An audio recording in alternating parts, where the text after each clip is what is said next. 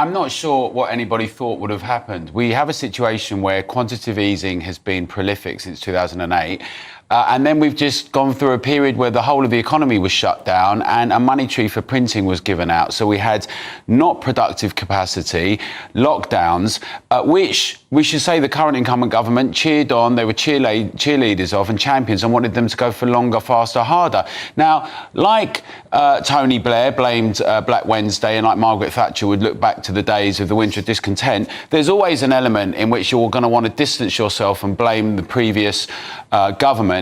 But I do think it's really astonishing that no one wants to address the real black hole, which is the cost of lockdowns that have incurred with us and quantitative easing alongside that. And yes, the last government utterly responsible for that, but this one too.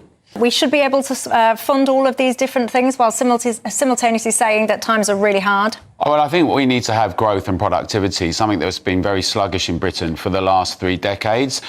We have a situation where the Labour government is saying they do want to invest in infrastructure. They don't want levelling up. They've actually scrapped the 40 new hospitals that Boris had said that they were going to do with the government and other infrastructure projects, but they're promising new ones. But they're promising what it looks like, more planning people, more civil servants and bureaucrats. And I'm very concerned that we have technocrats that are tinkering around with things without a big plan that has engaged the public, really won hearts and minds to say this is what our 10 and 20-year vision is.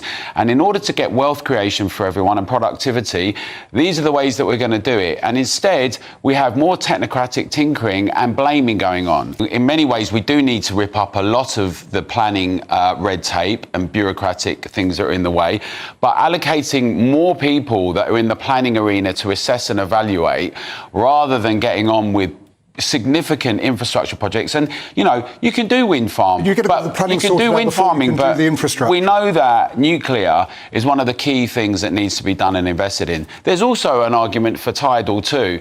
I think this, alongside having an obsession with net zero, which is only going to limit and suffocate and restrict us and is counterproductive for wealth creation and is going to impoverish us and runs the risk of blackouts, means that we've got a schizophrenic approach towards both wealth creation and towards our energy needs.